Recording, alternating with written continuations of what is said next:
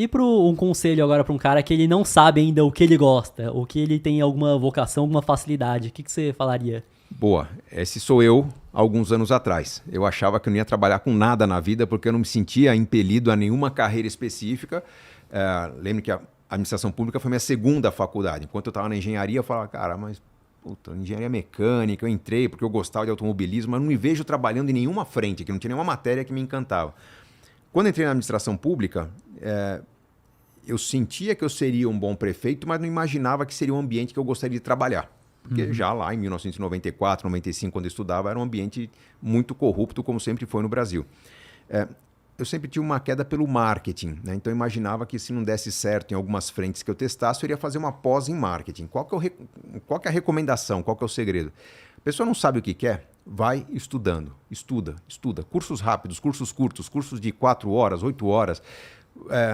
Sentiu que você tem uma queda por um assunto, tem interesse por um certo assunto, vai estudar. Porque quando você estuda, de preferência, os cursos presenciais eles são diferentes, porque você tem um networking diferente, né? Você está em contato com o professor, abre portas.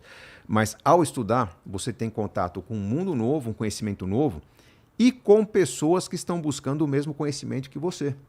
De repente você gosta de uma frente, se for buscar um conhecimento e alguém está lá, pô, tô precisando montar um time, cara.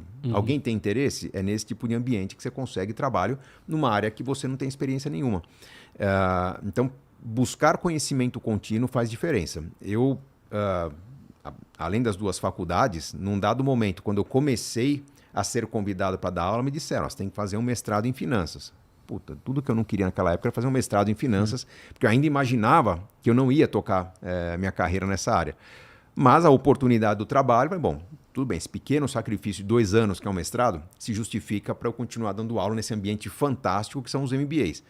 Eu comecei o mestrado em finanças, na sequência, por ser um professor do mestrado, dando aula em MBA na Universidade de São Paulo, veio um convite para fazer uma pós em Nova York, um curso de 3 meses que eu fiz em Nova York, que esse sim me ajudou a deslanchar muito a carreira.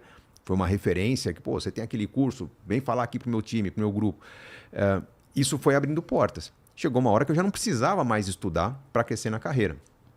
Os estudos que eu fazia em casa para construir um livro eram suficientes para que um livro se tornasse o assunto debatido no ano na imprensa e eu rodasse o Brasil falando daquele livro. Então eu parei de estudar formalmente sentado na cadeira da faculdade e passei a estudar em casa. Eu acredito que há mais de 15 anos que eu não sento numa sala de aula para assistir uma aula, né? Mas eu estou pesquisando continuamente o conteúdo que ainda não foi publicado para poder atualizar meus livros ou fazer um livro novo.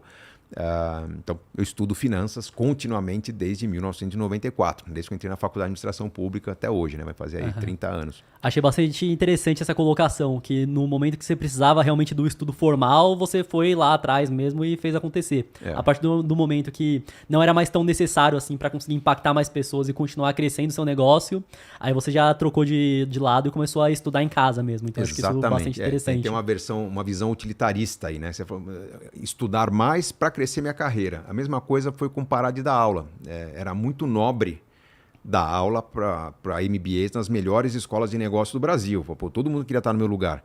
Só que eu via que quando eu tinha os convites para palestras, algumas não remuneradas, eu poderia abrir mão de uma noite de aula bem paga para 30 alunos para dar uma noite de aula não paga para 1.000 pessoas numa plateia. Eu falei, cara, mas 1.000 pessoas na plateia é mais transformação da sociedade do que 30 alunos.